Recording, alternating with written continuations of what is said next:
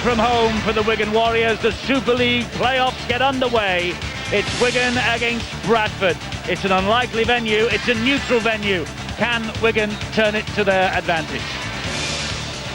This is the way the two sides line up here. Mathers at fullback for Wigan, then it's Calderwood, Phelps, Carmont and Richards, Barrett, who's the skipper, and Luluai.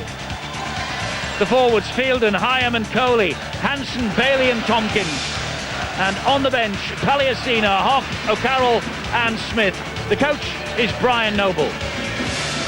For Bradford, it's Platt, then they go Evans, Sykes, Nero and Tadulala, Jeffries and Deacon, who's the skipper. Wigan born, of course.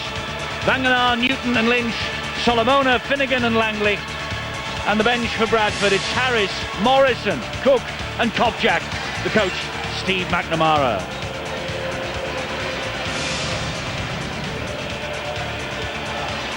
The Bradford Bulls, although not playing at Wigan's usual home ground, they've not won an away game against Wigan since February the 25th, 2005, 27-12. It's a great chance for them against Wigan here, who drew 16-all at Saints last Friday. The first team to avoid defeat there since Leeds won in March. Wigan Athletic against Sunderland on Saturday means that the world's most famous rugby league club is left without a home venue, and that has disgruntled plenty of their supporters. But despite the fact they are here in numbers tonight to see whether Wigan can make progress on the road to Old Trafford. Neutral territory then of the 50 playoff ties staged outside of Old Trafford between 1998 and 2000. 70%, that's 35 of them, have been won by the home side. Does that mean it's advantage Bradford Bulls? Wigan have done their best to turn this into a home fortress, but Steve-O, it's not their home, it's a home away from home. Can they put all that to the back of their mind? They have to. It's as simple as that. Brian Noble will have been in their ear and telling them that they've got to concentrate for the full 18. Sudden death football, you have to make sure you come up with very few errors throughout that full 80 minutes. And let's hope that the referee tonight, Ashley Klein, will give both sides plenty of room to show their magic, because when you look down both sides, there are stars aplenty. It should be a cracker. It should be. The 2008 playoff series is underway. Mathers was underneath the kickoff. Coley drives the ball in. There's the first tackle of this playoff series this year. And it should be ferocious, as was that challenge on Stuart Fielden. And he's lost the ball. Stuart Fielden judged to have knocked on by referee Ashley Klein. And Bradford celebrating like they have just scored the first try. Oh, it's a big hit, wasn't it? Joe Vanganar. He doesn't want to make this his last game in the Bradford colours. Bang! Take that! In big games, you've got to show your strength and your power, and he was on show there. So Bradford with the opportunity here in the opening minute to post the first points as Newton finds Lynch on the run on the left-hand side. 1, 2, 3, 4 cherry and white jerseys there to bring him down. Terry Newton, who played in the inaugural grand final in the colours, of course, or in the inaugural grand final in '98, and has lost 4. Sadly, wants to get to Old Trafford this year if he can, and there he is once again, Terry Newton. It's Deacon at dummy half. Back it comes to Ben Jeffries. Solomona helps it on, and Nero went without it. Had the golden opportunity there. They had the number out wide. They really did have a great chance. You can see that Mark Calderwood had just started to drift in. That would have left a huge gap for Tadulala, and Steve McNamara is fully aware of that. He knows he's got enough experience, he's been around long enough, he was a great player himself. You've got to take chances in these big matches.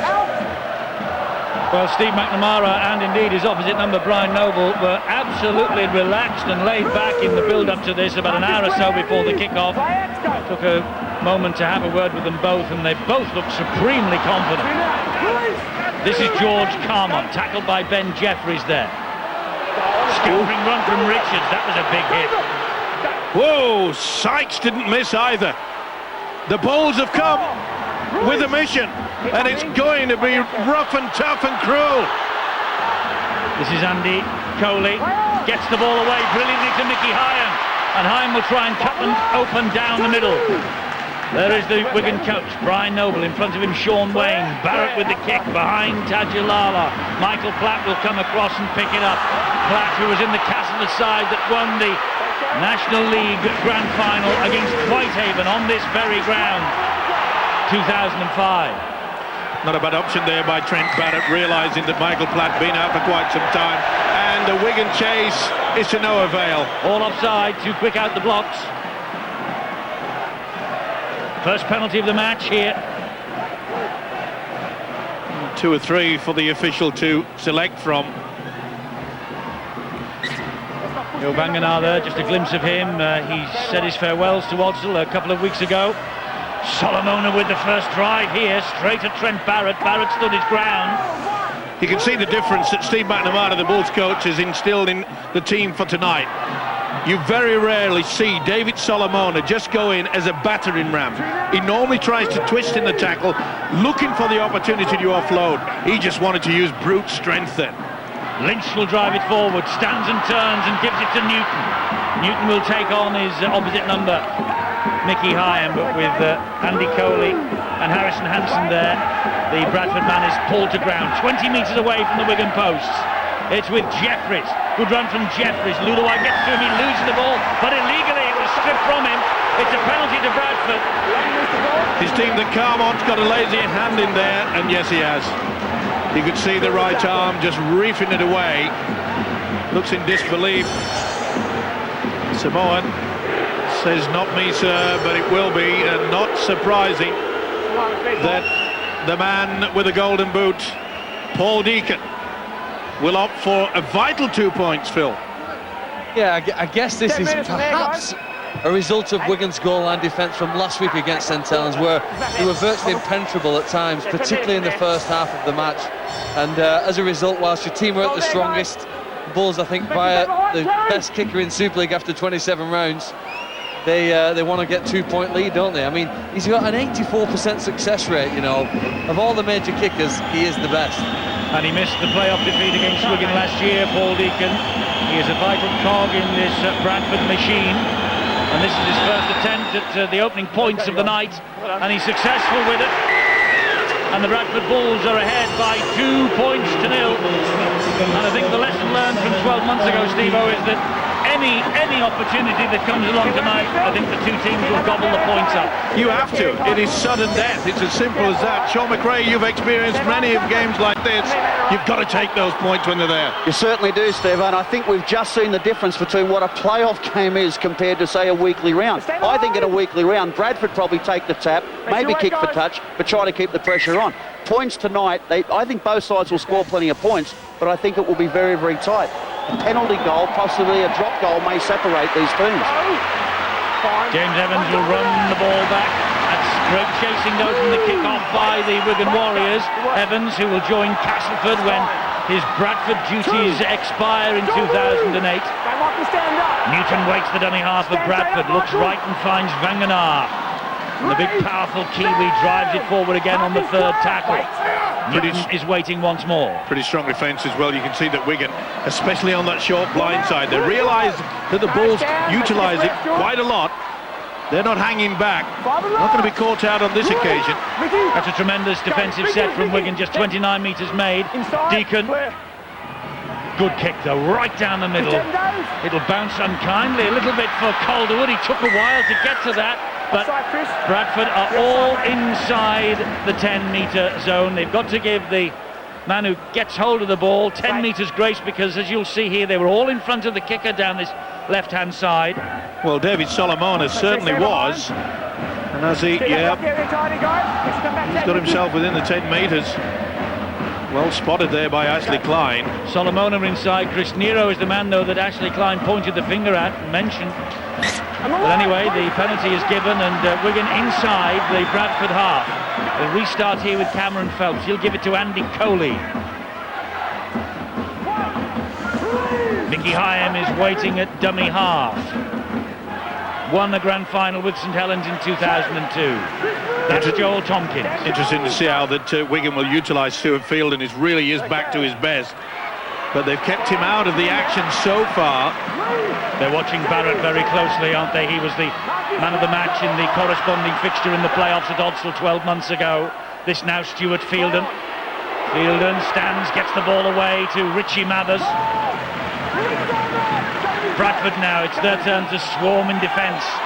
And here is Barrett, gets the ball away to Carmont. Carmont, but it was too risky for Pat Richards. Ball goes into touch, it'll be a scrum down 10 metres away. Brian Noble will be furious. And the reason why, they got themselves into a good position. They've got a good kicking game in both Barrett and Lulawai, and they've gone for the power play to try to keep it alive. That should have been dinked in the in-goal area, apply the pressure, force the error, and maybe come up with the points. You know, Eddie, there are a lot of Wigan fans who think that their player of the season this year, he's actually stood on the left wing tonight, Pat Richards. And when he isn't playing at fullback, the challenge for his team is to give him some quality possession. Getting the ball to Pat Richards has got to be one of Wigan's goals tonight because he is so dangerous. They concede a penalty here. Some of the Saints fans last week thought that they wrestled and held down for too long.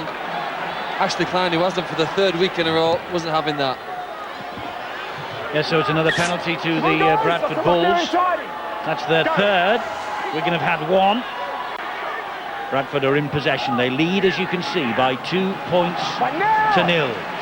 Just under 9 minutes, and it's really been all the Bradford Bulls at the moment in an attacking position. The Warriors not really getting... Oh, great run from Banganar. He's offloaded it. And it was knocked out, says the referee, so 6 to go for Bradford here. And Newton is the dummy half. He looks inside and finds Andy Lynch. Bradford certainly looking in the mood in the opening 10 minutes here. Newton is the dummy half. Oh, and there's a mistake, a big mistake from Ben Jeffries. Very early in the tackle count, puts the ball back into Wigan possession, and Calderwood. That surprised me, you know, the way that Bradford tried to keep the ball alive rather than just use the sheer brute strength. Jeffries wasn't expecting that. He should be, of course, but not the best inside pass from Terry Newton. It's Bradford's turn to defend here, and they're doing the defending at the moment in the Wigan half against Cameron Phelps. Gets to his feet, plays the ball to Hyam. Here is Fielden. Fielden stands and offloads to Lulawai. Lulawai then jinks away from Langley.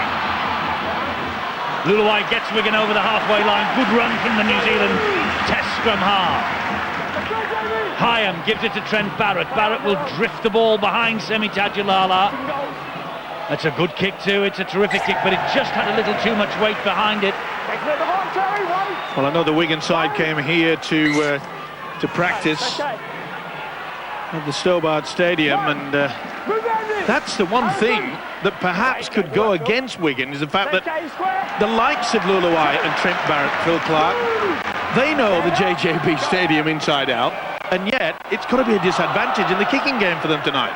I think the pitch length looks the same though. From when I checked it out, you know, the dimensions of the field are exactly the same as the JJB. He just kicked it a little too hard, didn't he? I think Bradford, as you say, have made a far better start to the game, and there's got to be a penalty there. In fact, no, he has changed his mind. Yes, he first of all gave the knock on against Bradford, then he gave the penalty to Wigan, to Bradford. They're fiddling and faffing around as they play the ball. Well, it's quite clear. The rule states, I keep mentioning it, once you've done the tackle, you've got to roll away. Not over the top of a man. Not try to push through him. Not walk over him. Roll away. Referee wants the second ball removing from the pitch. Talking of the pitch, Chris Patino, the stadium manager, and Dave Lewis, the groundsman here, they deserve a real pat on the back for getting this Stobart Stadium surface ready for action tonight, because they only found out on Monday that they actually would be staging this match, and the pitch had about 250 tonne of sand on it on Monday morning. This is Platt, looks for the runner, and the runner was there. It was Paul Sykes. Here now is Michael Platt. Good defence there, it had to be as well. They utilised the man as a dummy, went right across his chest, straight into the arms of the full back. And Deacon will try and scheme something here from deep. It's a kick to the corner, looking for Tajulala. He knocks it back. This will be a try. It'll be a try for Chris Nero. He'll go to the screen on this one. That ball looked as though it was knocked back in the air by Tadulala. What a kick from Deacon, though. It's all a question of whether the video referee, Phil Bentham, rules that this is knocked forward or backwards. It's backwards. You're right, Eddie. You're absolutely spot on. It is a dream bounce for Nero. Looking to see if he's onside. He is. There's no problem about that. He went pretty late to Tadulala. We know he's got the speed, but that has gone backwards. I'm not so sure that he intended to do that. If he did, he's a miracle man. And the miracle man has pulled up, surely, the first try of the night. It's clearly going backwards, no momentum forwards at all. And Chris Nero, surely, has got the scoreboard clicking. And that looks quite clear to me that that has gone backwards. Phil Bentham having a very close look at this. It's a vital, vital decision. What was most impressive was where Chris Nero came from. When Deacon made the kick, he was 30 metres, I think, from this corner flag, but he pushed harder than any other player on the field to get there. He bought a lottery ticket, didn't know what was going to bounce in his favour. I think the flick of the fingers over his shoulder surely indicates to the video referee, Phil Bentham, and there surely is confirmation. This will be TRY. Well, they check the grounding from Chris Nero. They check it again to make sure there's no knock on, and they check it again, this knock back by Semi Tadulala. Certainly looked as though it was going back. Oh, without a doubt, Eddie. I can't understand why they're taking so long about it. Well, vital decision, Steve-O. Need every second of every minute that the video referee wants to take, and he's still not 100%, obviously. Well, you can see that, you see the wrist bend backwards. He bends backwards and it goes behind his shoulder. It's a massive decision, though, and Phil Bentham should take his time. He shouldn't just plunge in. He wants to be 125% sure this is right. But it's impossible, you can't do that. You have to make a decision. The more you watch it, the less decisive you become. The ball is initially knocked backwards. I agree with Michael here next to me. That's a try for Bradford. Well, that's our view, but the man who counts, you know, is Phil Bentham. Sometimes I think these video referees look to avoid a try. And he has. I cannot believe that. Neither can this fella Tadulala, and the man who popped the ball down, Chris Nero. I'd like to see the look on the face of Steve McNamara. If that's not going backwards, my hair will grow tomorrow. I've got to tell you, the first time I saw this live, I thought no try. And the more times I looked at it on the screen, I agree with him. I agree with Steve McNamara. He's so disappointed. He knows that should be a try. I agree with him. The more times I saw it, the more I was convinced it was a try.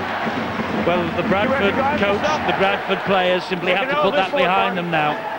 That's a massive thing, you know. Bradford have had to run 80 minutes to form this scrum. They've had to overcome the dejection of being, you know, taken 4 points away from their man. They'd already chalked it up on the scoreboard, and they need now to apply some pressure to Wigan here in defence. Well, that amazes me. You could see that it was flicked over his shoulder.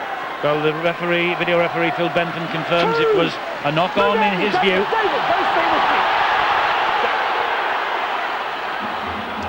Here's Andy Coley now for the Wigan Warriors. Well, they really will believe that tonight might be their night. This is Bailey. I agree with Phil. They've got to make sure they push that to one side. Steve McNamara has been around long enough. He'll get the message out, say, come on, fellas. That's a big hit by Langley on Tompkins. Usually you find during the course of 80 minutes, one that's gone against you, you'll get one that'll go for you. The kick from Hyam just stands on this sanded turf and is picked up by Michael Platt. It's a good chase by Calderwood, Hyam and Cameron Phelps. Deacon dummy half. Here goes Semi Tadulala. They're desperate for the football of Wigan. Just over 13 minutes gone, and they really have not applied any sort of pressure to this Bulls defence. Position is so vital in big games. Newton, the dummy half for Bradford. Once upon a time we were saying that, of course. Newton, the dummy half with Wigan. He played in that inaugural grand final for the Leeds Rhinos, lost. He went on to lose 3 subsequent grand finals. with the Wigan Warriors. Desperate to get back there this year, but won't get back there with his team losing possession like this. Good hit, wasn't it, from George Carmont? But what about the pass there from David Solomona? Deacon just thought perhaps he'd got it.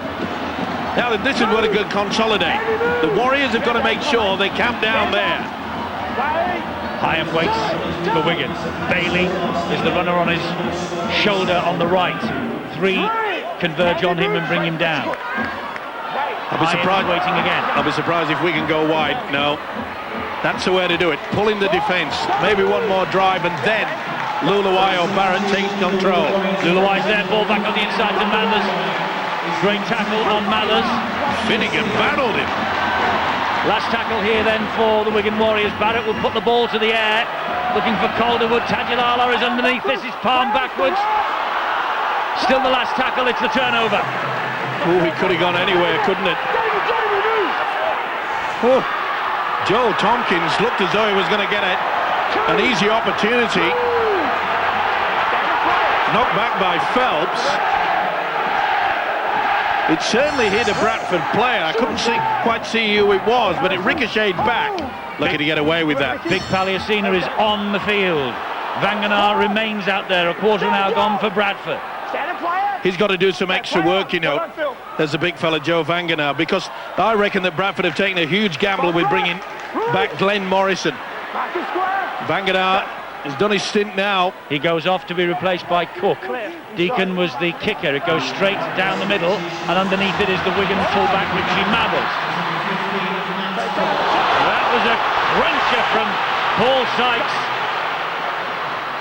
Oh, the fullback doesn't know much about it either. Woof. Nothing wrong with it. Straight across the chest. Boy, that rattles the rib cage. Well, the prize is massive, of course, from here on in. October the 4th, Old Trafford, the grand final, and Richie Mathers has been to a couple with the Leeds Rhinos. Here is Bailey for Wigan. Last tackle here for the Warriors. Hyam. Barrett went to hoist the kick. It was charged down. Was it knocked on? No, referee says play on. Well, it was charged down and then knocked on by Newton. No, it was off the shoulder of Cook. Well done. Apologies to Ashley Klein. He was spot on.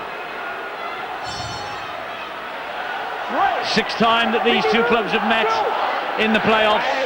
The 3rd on a neutral ground. Bradford Bulls have won the previous 2 on neutral territory. They were at Old Trafford.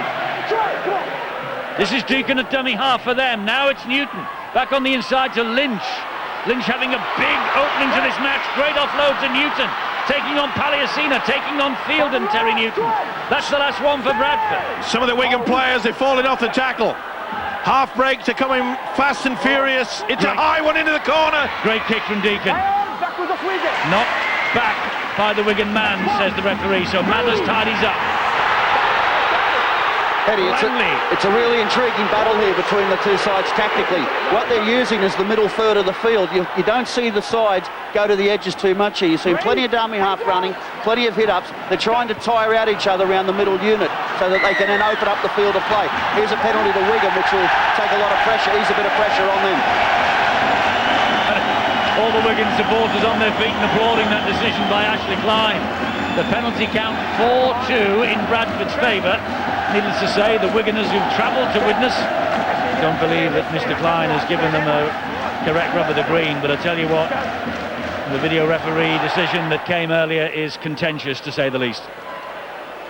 You can say that again, there'll be plenty said, especially if it goes against Bradford at the final scoreline. That's a good run from the big fella, Palliasina. You know, Wigan seem to lift every time he comes onto the paddock. They might lift now because Gareth Hock has just emerged for the first time in 5 matches. Suspended, of course, and a long pass, raking pass to Richards from Luluai. Collides with one, can't get away from Deacon or Newton. Referee shouts that the tackle is held. There's Gareth Hock, anxious to get back into the fray. Not only for the Wigan playoff campaign, of course, but also for his own World Cup ambitions for England. Wants to remind Tony Smith of his presence. This is Hyam. Here is Lulawai. Now it's with Mathers over the shoulder from Mathers. Went backwards, play on. Cameron Phelps tidies up the work for Wigan. It was a good job it didn't go to the video referee, that one, didn't it? Phil Bentham went past his shoulders. Would have been a knock-on. Now Carmon, that was a Great forward play. pass. Oh, he Forward just couldn't pass. get it. Well, I was just about to praise the Wigan outfit. First real opportunity. The inside passing and dummy running, and it was quite clear. Even on that angle that the experience of Trent Barrett should have known to have dragged that back in. I think though Wigan need as many players as possible to run into holes when Barrett has the ball in his hands and he's drifting across field. He created 2 tries last week through those type of passes, one to Carmont and one to Tompkins, and he has the ability, which very few people in rugby league have, to make defenders do things they don't wish to do, move out of place, attracted towards him, create the gap for his teammates. Well, although we're here in Widnes, this will go down as a Wigan home fixture. Their recent home form has been patchy. 3 heavy defeats in their last 5. You know, they've always performed really well on this ground over the past 20 years, winning a Challenge Cup semi-final in 2004 and 13 wins from 14 visits against Widnes over those years. But here they have conceded a penalty to Bradford right on the halfway line for offside. And that's lazy defence. And I say lazy because he's moving up quickly. Is it not the fear of Solomon? They're desperate to get to him before he can get into motion. It's sometimes lazy because they don't want to go back to 10. They're having a little bit of rest on there and they'll just sneak over and say, the referee won't see me. Barrett did a good job. Oh, hi, there's a bit of argy-bargy between Barrett and Solomona. I was going to say Barrett did a great job then. He took Solomona down low, put him on the deck, but then something was either said or something went on in the tackle. Here is Michael Platt, and Michael Platt trying to go around Cameron Phelps. He does well, brings him down. Tajalala, the dummy half, back here comes the Deacon. Deacon looks and gives it to Jeffries. Jeffries tries to jink his way inside. Hyam, Paliasina's there as well. Inside ball, that's what you need. Come on the angle. Newton and Lynch. Lynch taking them on. Andy Lynch will get through the defence, and Bradford get the first try. There's no debating about that one. Andy Lynch. He missed out on the 2005 Grand Final success for the Bradford Bulls. Here's another England World Cup candidate, Andy Lynch. And that was great strength he showed then. He just shrugged off the would-be tacklers, carried the ball over the line and plonked the ball down. It's Bradford's first try, and the Bulls are ahead by 6 points to 0.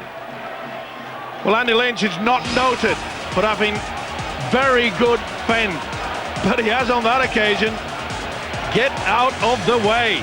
Hansen says, I'll grapple with you. Oh, that is a beautiful fend. It's as though he grabbed him and locked his arm. There was no way that Hansen could get near. And as Eddie has just explained, no need to go to the video referee on this occasion. And what a boost for this fella. So disappointed a couple of years ago he missed out on Great Britain selection. And as Eddie's also mentioned again is the fact he's not out of the ring in regards to being selected on that plane down under. Well, Deacon kicked with his first successful attempt. 1 from 1, that was a penalty. This, the conversion. And Paul Deacon does not miss them. It's 8 points to 0. Bradford are ahead again in the playoffs against Wigan. Andy Lynch, the try scorer. His 5th try of 2008. You've got to make sure if it's a one-on-one, you can see quite clearly Hansen. He has him, but he goes far too high. It's okay doing that when you're about maybe 2 or 3 meters away from the line, but when you're 8 meters out, you can take the risk of one going for the legs, and then maybe the second phase of defence just stopping the man offloading. Hansen paid the price, and the price is a try. Eddie, if they ever reduced the number of interchanges that coaches were able to make, you'd notice far more the work that Andy Lynch does. Sometimes we've sacrificed the ability of stamina from a player and the quality that stamina is needed in the game for the power of a player like a Paliasina. But Lynch's work rate is phenomenal over the course of time. Paliasina then was hounding down Andy Lynch. Managed to get to him. That's Nero in possession, and Steve McNamara looking quite pensive, but nonetheless quite relaxed here. So he should be. His team are 8 points to the good as Newton gets to his feet. There's the ball on the 4th tackle. This is Chris Nero for them. Last tackle, they're still inside their own half. The kick will be important here. And it's with Deacon. No breaks yet from Wigan. Poor kick from Deacon, though. Good pressure, though, from Fielden, wasn't it? Well, it was. I'm just looking briefly at the referee because, of course, any late challenge on the kicker is an automatic yellow card, but the referee deeming that was legal. I think he tried to pull out of it as well, to be fair to Stuart Fielden. Bradford very much on the front foot, though, here, aren't they? They're up for it, they're eager. And we saw it in the opening second. Bang, straight into it. Oh, they've got the penalty as Wigan. They need this. Their hands across the face of Palliasina then. Push this into the corner, and maybe, we've only seen one occasion. Langley certainly went over the top into the face. We've only seen one occasion where the Warriors have tried to utilise the long ball out wide, which we know is superb from Trent Barrett. On that occasion, it went to Pat Richards, but it just went a little bit too high. Couldn't get the momentum going. Here's a critical moment for Bradford. I noticed that Glenn Morrison is preparing to come on the field. Meanwhile, Gareth Hock plays the ball to Hyam. Here is Luluai. Luluai pops it up to Fielden, and Fielden will run at the Bradford defence again. Barrett standing very, very deep indeed. There's Morrison, eager to get into the fray. This is Luluai. It's Barrett who hit the ball at pace, trying to jink his way through the line. Trent Barrett. That's the 3rd tackle gone. Wigan inching towards that Bradford line with Bailey, getting to within 2 metres. Mathers with the dummy half this time. It's Barrett. Barrett then on the bounce and untidily. Oh, and straight into the arms of Paul Sykes. Good job that Carmont was lurking around there. Bobbled all over the place. Well, we mentioned to try to get that long ball out wide, but if you're going to do it, make sure it's a good one. Just went to nobody. Fielden couldn't decide whether it was for him or what he was with the dummy runner. Good quick play of the ball. That's been pretty good. Solomona lurking as well. Solomona off the field, and Morrison is the man who is on. And here is the first touch for Glenn Morrison. Not a bad one either, but that's the last tackle here for Bradford, this set of 6. Nero, Jeffries just stabs the ball towards the post. Good kick, stands up for Mathers, and Richie Mathers runs it back for Wigan. Wigan, who have won each of their last 9 home playoff ties. And even though we're in Widnes tonight, that is what this is, a home playoff tie for Wigan, and Calderwood will drive it forward. Good work by the winger as well, it had to be as well. The thing that surprised me is that Bradford, especially with the likes of Paul Deacon there, they haven't gone for the high bomb. Now the lights here are pretty low down. Once it goes above the lights, it virtually disappears. Fielden picked that ball up off his ankles and went forward almost in slow motion. We'll play the ball on halfway though, and Richards will hoist the high kick. That's better. This is a tester. Oh, it's bounced, and it was played out, I think. He's offside. Well, the Bradford man was offside. That came off the foot of Michael Platt. I'm sure it did. Or was it an unlucky bounce? I don't think it touches anybody. It actually didn't touch the foot. So it's a great decision from touch judge and referee. But it just emphasises the fact that I was saying is that, you know, with the lights so low, they run right across the stand. You get it above that, it's, you know, it's like toss a coin. Here's Morrison again for Bradford. Nowhere near. There's a puff of sand that came up off Michael Platt's boot. With all those tons of sand that were dropped on this pitch on Monday and spread out across, and that's why we have this rather sandy-looking field here tonight. But as I said earlier, great work by the Wigan ground staff, the Widnes ground staff rather, for getting this game on at all. Vital stage of the match, you feel now. 12 minutes before half-time. Bradford ahead by 8 points. Just a little bit of a stalemate between the two sides, in as much that there's a bit of fear running through their bones. They don't want to do something perhaps come up with the error, but It needs something a little bit different, maybe just a chip over the top. Any doubts about Glenn Morrison's fitness just dispelled completely then. Oh, and Barrett's taken out. Barrett is taken out by Andy Lynch. It's a penalty to Wigan. And they needed something different, and it came from Trent Barrett. You called for the chip over the top. There's always an opportunity of that. Lynch certainly didn't miss him. Oh, that was the ball, Tony? And it's sufficient. Why do they do this? Go for touch, mate. They may as well just let him go, have a quick squint and see who's down there. Now he's put his side under immense pressure. He may have scored the try. He might be the person to concede one. It's Hyan, and on this way comes Harrison Hansen. First time for a long time that Wigan have threatened this Bradford line. As Hyan finds Barrett, and Barrett to Luluwai. Luluwai short ball to Hoff. Well watched, low down by Paul Deacon. Here goes Luluwai. Luluwai for Wigan. Great play. Has he got the try? Has he dropped it? It's another decision for Bill Bentham. He's had a big one to make earlier. Oh, now then, I think he may have lost it. The hand may have gone down the side of the ball. This is going to be frame by frame, and here we get it. Oh, has the boot come underneath? I'd give it on that angle, but only just. You can see the hand sliding down, and if you just stroke it nice and steady, it's just as good as when you bang the fist on it. This will be try. Has Thomas Luluwai got Wigan up and running on the scoreboard? Yes, he has. First time that Wigan threatened the Bradford line for quite some time. And the New Zealand international, Thomas Luluwai, he gets the benefit of the nod from Phil Bentham, tonight's video referee. Never any doubt, and he caught Bradford's defence napping. Simple as that. See how quick it was away, and there were two Bradford players.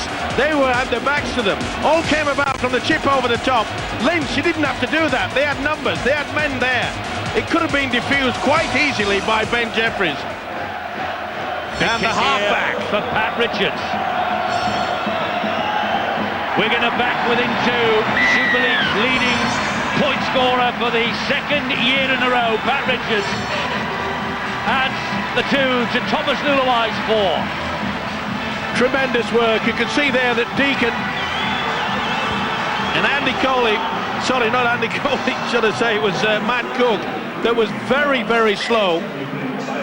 He wasn't. Speed, bang.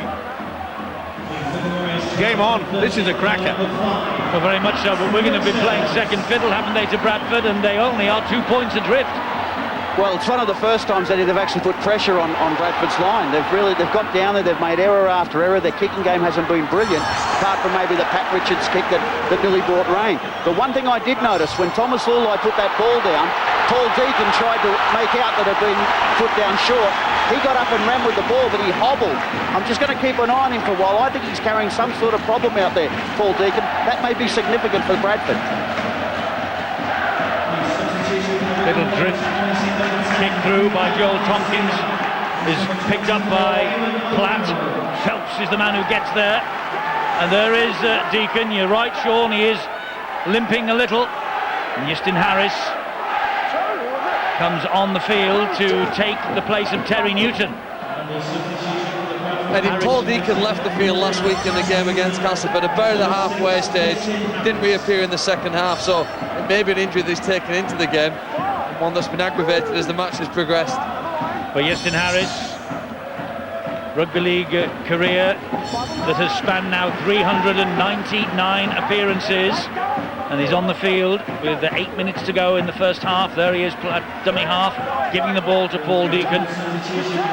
He's certainly struggling on there, and that surprised me that they've actually still given him the responsibility of getting that kick away. Great work, Calderwood. Great run from Calderwood. You can see he's definitely limping, is Paul Deacon. This would be a A hammer blow to the Bradford Bulls. Wigan with a little more belief now after that try. This is Carmont. They've upped the tempo. They want to get on with it. Playing the ball, and you can see on this occasion, early in the first half, it was Wigan that was slow to get back at that defence in and around the play the ball area. Now it's the Bulls' problem. And Barrett, short ball, finds Fielden. Fielden trundles it forward a bit further. Against his former teammates, of course, £450,000 worth of talent. Fielden from Bradford, signed by Wigan. Great kick, great chase. Goal line dropout coming up. Beautiful stuff. Quite a lot of people in our game are suggesting that the kick is becoming boring, but that's skill. It takes wonderful skill to be able to just pop it onto a sixpence so that as soon as it gets it, hits the ground, bang, Platten. No way of avoiding being put in the in-goal area. We spoke in the pre-match, didn't we, about the conversions or the transitions. Mark Calderwood catches that football or picks that football up inside his 10. He returns it to about 25 metres. We're going to be able to go all the way down the field and give Trent Barrett an opportunity to put a very accurate kick up. This is how you build pressure on a team. Wigan want to capitalise on this set. Eamon O'Carroll will drive it forward for the Wigan Warriors, the Irish international substitute. This now is Luluai. Tim Smith pops it up then for Hock. He gets it away to Luluai. Luluai gets away from one, bounces away from Morrison. Oh, wonderful run from Luluai. Tompkins at dummy half finds Trent Barrett. Barrett with the ball to Bailey, bounces off the chest of Bailey. Bradford have got it back. It's always a gamble when you take that very fast short ball. Quite a lot of clubs do it. They have two runners. One is used as a dummy. It goes right across his chest. But you've got to have pretty good hands to take in a fast ball like that. Golden opportunity just thrown away. Jeffries for Bradford. Oh, nearly away. Flying tackle from Cameron Phelps. Harris. Joe Wanganar. Well, not surprisingly, in back play there, Glenn Morrison, who really is struggling. Hands on hips, and it's been a long time, it sure has. I just feel like he's run half of a marathon. He's only been out there about 10 or 15 minutes, but it's been brutal since he's been out there, and he's been involved in plenty. Yeah, to be fair to him, as soon as he came on, he took the first 2 or 3 up. What's the chase like? Well, it's a little laboured for the first time, but they arrive now, and Mathers is halted. 5 minutes to half-time. Bradford with a 2-point advantage. Calderwood. He plays the ball to Luluai. Gareth Hock. He offloads. Luluai again, and Luluai so far the destructive force. Oh, knock on. Play on, he said. Oh! Here is Richards. Well, both sides stopped there. And there looks to be a problem. There's a Wigan player down in back play. Is it Calderwood, I think? No? Yes, it is. Yeah, it is. Meanwhile, this is Harrison Hansen. Tim Smith, the dummy half, finds Trent Barrett. Barrett will come back this way. Could have been an obstruction against Mathers. Play on. Fielden bounces out of one. Fielden driving it forward. He's scored 2 tries in his Wigan career, and both of them have been against the Bradford Bulls. This is Tim Smith. Here is Barrett, and Barrett can't get it down. Held up, Kenny. held up, says the referee. In a perfect position, Ashley Klein. Sensational play. Sensational play. Looks like Nero got underneath him. Platt's hanging on, and Barrett saying, part of that ball's hit the ground, it ain't. And what a game this fella's having, Thomas Luluai. It did come off the knee. Ashley Klein's having a tremendous match tonight. Barrett denied. Ashley Klein is having a great match, aided and assisted by his touch judges who are in playoff form as well. Do you know what? Chris Nero is an error from Bradford. They're under pressure again. I'm just going to say, Chris Nero saved his side twice in the last few minutes. Once with the tackle on Phil Bailey, where he had to make an excellent decision quickly under pressure on his line. And then again on Barrett, can he save them 3 times in a row? These are the playoffs. This is brutal. Injury news from Rob. Well, Neville, the problem with Paul Deacon, he got a bang when he got a kick away from Stuart Fielden. Martin Clausen, the Bradford conditioner, says it's just a bang. They're going to try and let him run him off and stay out there. Well, there he is. He is the key man. And I notice also that Mark Calderwood is struggling a little bit for the Wigan Warriors also at this moment in time. And so is Nero. Nero's gone into the pack, and Morrison's gone out in his centre position. So they're in lots of trouble at the Bulls at the moment. And here is Barrett. Good defence. Matt Cook and Ben Jeffries halt. Trent Barrett. This is Eamon O'Carroll now for Wigan. If there's one man out there for Wigan, Gareth Hock has been offloading very well indeed. Tim Smith gives it to Harrison Hansen, comes back on the diagonal run, back underneath the sticks. Luluwai waits. Luluwai fires the pass. Oh, great defence from Matt Cook. He felt that midfield, and here is Harrison Hansen. Oh, Hansen, he just floated over the line. And Harrison Hansen gives Wigan the lead for the first time. Harrison Hansen for Wigan. A try in the playoff win against the Bradford Bulls 12 months ago. All came about by the error from Joe Vangenaar, right underneath his sticks, and applied the pressure, and Wigan, they have turned the tourniquet. They've come up with it. Boom, great defence, lost possession. Take your chances, they sure do. Thomas Luluwai, we spoke about that two runners, and as the ball goes across one player, it goes to the other. You can see quite clearly Glenn Morrison, see, where did he come from? Where did that ball come from?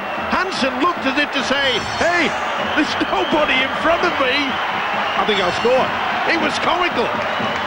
Not to Bradford fans, but I tell you what, that looked comical. Harrison Hansen will be flying his trade in the World Cup this year for Samoa.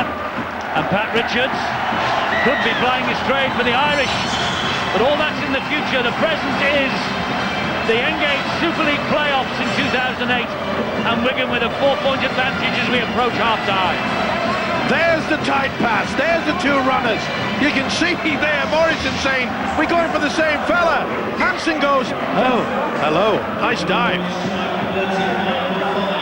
It was almost a slow-motion float. I was looking for Laurel and Hardy to appear somewhere down there. What a game, what a fight by the... You know, Bradford and Wigan completely on the rack, and they have upped the tempo of the Warriors. It is. Wigan were rocking, there's no doubt about that, at 8-0, but it's now 12-8 and 2 tries in less than 10 minutes here up to half-time, and this fellow has made such a difference, Gareth Hock. Suspended since July the 25th, when he manhandled a referee 5 games ago, but back and hoping to aid Wigan through to the next round, and Tim Smith drills that ball into touch over there in the corner, and neither side is particularly interested in forming the scrum because we just got 5 seconds. 3, 2, 1, there's the half-time siren, and no wonder both sets of players, the effort that they have put in here in the opening half, will say, well, that'll do us.